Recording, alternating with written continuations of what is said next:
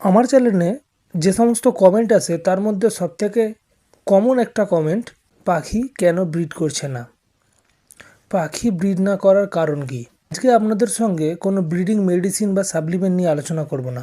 আজকে আপনাদের সঙ্গে কিছু বেসিক মিস্টেক নিয়ে আলোচনা করব, যে মিস্টেকগুলোর জন্য পাখি ব্রিড করে না। প্রথম যে জিনিসটা সেটা হচ্ছে, ধরুন আপনার কাছে যে যে জোড়া পাখিটি আছে যদি লাভবার্ড হয়, প্রথম জিনিস যেটা হচ্ছে আপনাকে দেখতে হবে সেটা হচ্ছে পাখির মেল ফিমেল কনফার্ম আছে কি না।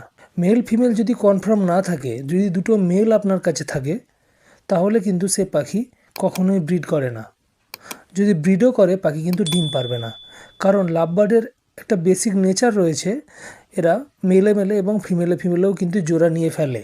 তো সেই জন্য ডিএনএ সবথেকে ভালো উপায় মেল ফিমেল চেনা লাভবার্ড পাখির ক্ষেত্রে।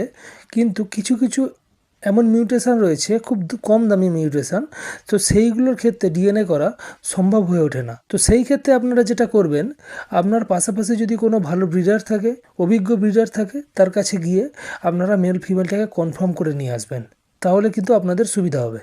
দ্বিতীয় যে জিনিসটা আছে সেটা হচ্ছে, আপনারা যদি বাচ্চা পাখি নিয়ে আসেন বা আপনার পাখিটির ব্রিডিং এজ যদি কমপ্লিট না হয়, তাহলে কিন্তু সেই পাখিও ব্রিড করে না।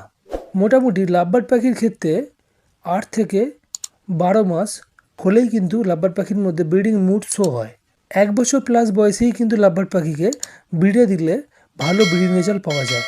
অন্যদিকে বাজিগর পাখির ক্ষেত্রে 4 থেকে 6 মাসেই কিন্তু বাজিগর পাখি ব্রিডিং মুডে চলে আসে, কিন্তু 8 মাস প্লাস বয়সে বাজিগর পাখিকে ব্রিডে দেওয়া উচিত। তার থেকে যদি কম বয়সী পাখি যদি আপনার কাছে থাকে, তাহলে কিন্তু সেই পাখি কখনোই কিন্তু ব্রিড করবে না, তার মধ্যে কোনো ব্রিডিং মুডই আসবে না। কখনো কখনো এমন হয়তো দেখতে পাবেন, যদি আপনি বক্স বা হাঁড়ি ভুলবশত লাগিয়ে ফেলেন, ওই পাখিগুলো বক্সের ভেতরে গিয়ে ঘন্টার পর ঘন্টা বসে থাকবে, রাতের বেলা গিয়ে ঘন্টার পর ঘন্টা বসে থাকবে, বা রাতটা পুরোপুরি বক্স বা হাঁড়িতে কাটাবে।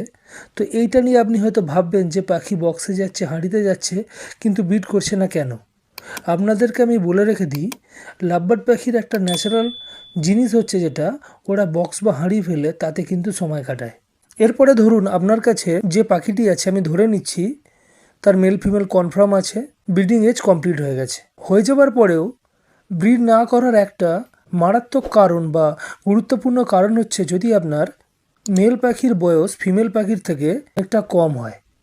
যদি ফিমেল পাখি মেল পাখির থেকে বয়সে বড় হয়, তাহলে কি হয়, লাভবার্ড পাখির ক্ষেত্রে বেসিক্যালি, বাজিগর পাখির ক্ষেত্রে খুব একটা বেশি সমস্যা হয় না। বাজিগর পাখি যে কোনো বয়সেই কিন্তু জোড়া নিয়ে ফেলে, কিন্তু লাভবার্ড পাখির ক্ষেত্রে যদি ফিমেল পাখি বয়সে বড় হয়, মেল পাখির তুলনায় অনেকটা বড় হয়, তাহলে কিন্তু সেই পাখির মধ্যে কোনোভাবে বন্ডিং তৈরি হয় না, সেই পাখি কিন্তু ব্রিড করে না। তো অবশ্যই আপনারা চেষ্টা করবেন ফিমেল এবং মেলটি সমবয়সী রাখার। যদি পারেন মেল পাখির বয়সটা একটু বেশি রাখার চেষ্টা করবেন, ফিমেল একটু কম বয়সী হলেও কিন্তু কোনো সমস্যা হয় না, বরং তার থেকে ভালো ব্রিড পাওয়া যায়। এর পরের যে কারণটি সেটা হচ্ছে, ধরুন আপনার মেল ফিমেল কনফার্ম আছে, ব্রিডিং এজ কমপ্লিট আছে, মেল পাখির বয়স ফিমেল পাখির বয়সের থেকে বেশি রয়েছে, ফিমেল পাখিটি বয়সে ছোট, তারপরেও পাখি ব্রিড করছে না। তার আরেকটা অন্যতম কারণ হচ্ছে, যদি আপনার ফিমেল পাখির শরীরেতে ফ্যাট বা চর্বি অনেকটা জমে থাকে, তাহলে কিন্তু সেই পাখিও কিন্তু ব্রিড করে না, ডিম বাচ্চা করে না। পাখির শরীরে ফ্যাট জমার একটা অন্যতম কারণ হচ্ছে, পাখিকে অতিরিক্ত পরিমাণে যদি আপনারা সানফ্লাওয়ার সিড খেতে দেন, তাহলে কিন্তু আপনার পাখির শরীরেতে 100% কিন্তু ফ্যাট জমে যাবে। তো সেই জন্য আপনাদেরকে যেটা করতে হবে, পাখিটিকে পর্যবেক্ষণ করতে হবে, দেখতে হবে পাখির ভেন্ট এরিয়ায় হলুদাভ কিছু আছে কি না ভেন্ট এরিয়ার উপরটায়। তাহলে আপনাকে বুঝে নিতে হবে আপনার পাখির ফ্যাট রয়েছে, সেই পাখিটিকে আগে ফ্যাটটাকে রিডিউস করাতে হবে, তারপরে সেই পাখির থেকে আপনারা ব্রিডের চিন্তাভাবনা করবেন। নেক্সট যে পয়েন্টটি আছে, সব কিছু কমপ্লিট আছে, তারপরেও পাখির ব্রিড না করার একটা বড় কারণ সেটা হচ্ছে ডিস্টার্বিং। যদি পাখিকে আপনারা যে জায়গায় রেখেছেন সেই অ্যাটমসফিয়ারটা এমন হয় যে পাখি সেখানে ডিস্টার্ব ফিল করে, তাহলে কিন্তু সে পাখি ব্রিড করে না। ধরুন আপনি বিরক্ত করছেন পাখিকে বারবার, বা আপনার বাড়িতে যদি কোনো বাচ্চা থাকে তারা পাখির কাছে গিয়ে পাখিকে অনেকটা ডিস্টার্ব করছে, তাহলেও কিন্তু সেই পাখি কিন্তু ব্রিডে আসে না। ব্রিডিং সিজনে পাখিদেরকে বেশি বিরক্ত করলে পাখিরা কিন্তু ব্রিড করে না। পাখিরা যদি যে জায়গায় আছে সেই জায়গায় পাখিরা যদি নিজেকে সিকিওর বা সেফ মনে করে, তবেই কিন্তু পাখি ব্রিড করে। তো তো এই জিনিসটা আপনাকে মাথায় রাখতে হবে। ধরুন আপনি এবার তো আপনার বাড়ির কেউ পাখিকে বিরক্ত করছে না বা আপনিও করছেন না, তারপরেও কিন্তু একটা সমস্যা হয়ে যায়, যেটা হচ্ছে ইঁদুর টিকটিকি দ্বারা যদি পাখি ভয় পায়। যদি ইঁদুর টিকটিকি দ্বারাও যদি পাখি ডিস্টার্ব ফিল করে, তাহলেও কিন্তু পাখি ব্রিডিং মুডে আসে না, ব্রিডিং মুড কিন্তু আসবেই না আপনার পাখির।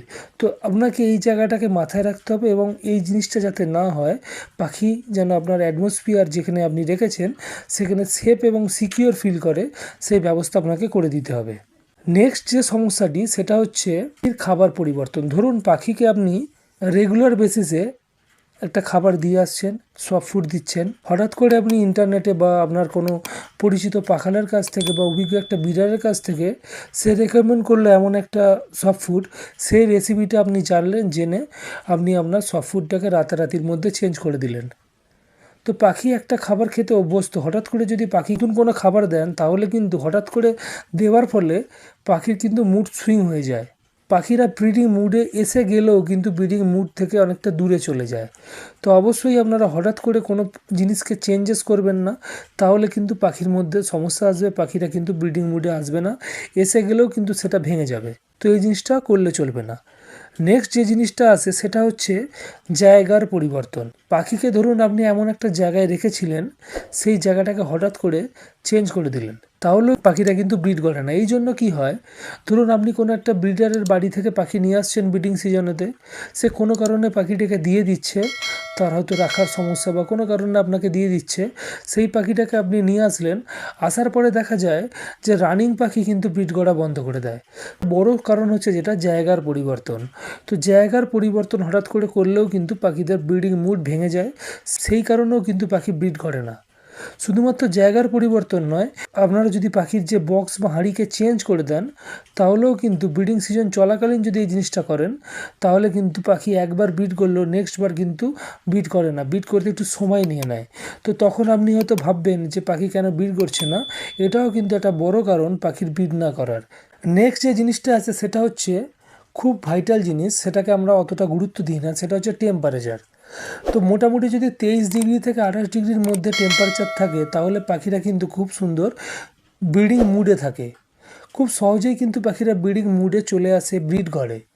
যদি তার থেকে অনেকটা কম টেম্পারেচার হয়ে যায় বা তার থেকে অনেকটা বেশি টেম্পারেচার হয়ে যায়, যে রেঞ্জটার কথা আমি বললাম 23 ডিগ্রি সেন্টিগ্রেড থেকে 28 ডিগ্রি সেন্টিগ্রেড, তার থেকে যদি অনেকটা কম বা বেশি হয়ে যায়, তাহলে কিন্তু পাখি কখনোই ব্রিড করে না, পাখির মধ্যে ব্রিডিং মুড শো হয় না।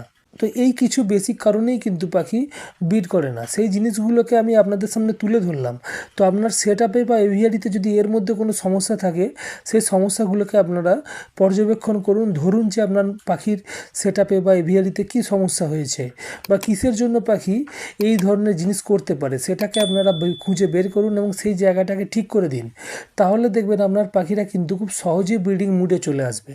সব কিছু করার পরে যদি পাখিরা ব্রিডিং মুডে না আসে, তাহলে কিন্তু আপনারা যে সমস্ত বডি টেম্পটিং মেডিসিন রয়েছে সেইগুলোর দ্বারা পাখিকে ব্রিড করানো যায়, সেইগুলোকে আপনারা ইউজ করতে পারেন। তার আগে ইউজ না করাই ভালো। পাখিদের থেকে ন্যাচারালভাবে ব্রিড নিতে পারলে কিন্তু সেটা অনেক দীর্ঘস্থায়ী হয়। যদি আমরা শর্টকাটের মাধ্যমে কোনো বডি টেন্টিং মেডিসিন বা যেটা পাখিদেরকে হরমোনালভাবে অ্যাক্টিভ করে দেয়, এইরকম ধরনের মেডিসিনের দ্বারা পাখিদের থেকে ব্রিড নিতে শুরু করে দেন, তাহলে কিন্তু এটা একটা অভ্যাসে দাঁড়িয়ে যেতে পারে। তো সেই জিনিসটা না করে পাখিদের থেকে আপনারা ন্যাচারালভাবে ব্রিড নেওয়ার চেষ্টা করুন। এই মিস্টেকগুলোকে খুঁজে বার করুন, খুঁজে বের করে সেটাকে ঠিক করে তারপরে পাখিদের থেকে ব্রিড নিন, তাতে আপনারই উপকার হবে। আর যদি আপনার পাখিকে সব কিছু করার পরে তো, সব জিনিস দেওয়ার পরে তো, পাখিদেরকে প্রাইভেসি থেকে শুরু করে সব কিছু টোটালটাকে ঠিক রাখার পরেও যদি পাখি ব্রিড না করে, তখন পাখিদেরকে আপনারা কোনো একটা বডি টেম্পটিং মেডিসিন ইউজ করবেন। সেই নিয়ে আমার চ্যানেলে একটা ভিডিও রয়েছে, তার লিঙ্ক আমি ডেসক্রিপশান বক্সে দিয়ে দেবো, আপনারা সেখান থেকে দেখে নিয়ে যদি আপনারা ইউজ করেন, সেই জিনিসটা আপনার পাখির ওপরে অ্যাপ্লাই করেন, তো মোটামুটিভাবে ধরে নিতে পারেন আপনারা 90% ব্রিড পেয়ে যাবেন। তো সেই ভিডিওর লিঙ্ক আমি ডেসক্রিপশান বক্সে দিয়ে দিচ্ছি। তো আজকের ভিডিওর মাধ্যমে আপনাদের সঙ্গে কিছু বেসিক মিস্টেক আমি তুলে ধরলাম, যেই কারণে পাখি ব্রিড করে না। যদি ভিডিও ভালো লাগে অবশ্যই লাইক করবেন যদি আপনার কোনো পরিচিত পাখাল বন্ধু থাকে তাহলে অবশ্যই ভিডিওটিকে আপনার সেই পরিচিত পাখাল বন্ধুটিকে শেয়ার করে দিন, যাতে তার কিছু উপকার হয়। আর যারা চ্যানেলে নতুন, এখনও পর্যন্ত চ্যানেল সাবস্ক্রাইব করেননি, তাদেরকে বলো অবশ্যই চ্যানেলটিকে সাবস্ক্রাইব করে পাশের বেল আইকনটি টিপে দেবেন, যাতে এই ধরনের ইনফরমেটিভ ভিডিও আপলোড হওয়ার সঙ্গে সঙ্গে আপনাদের ফোনে নোটিফিকেশনের মাধ্যমে ভিডিওটি পৌঁছে যায়। আজকের মতো বিদায় নিতে হবে। আপনারা ভালো থাকবেন, আপনার পাখিগুলো ভালো থাকুক, আর দে পাখি হাউস দেখতে থাকুন। ধন্যবাদ।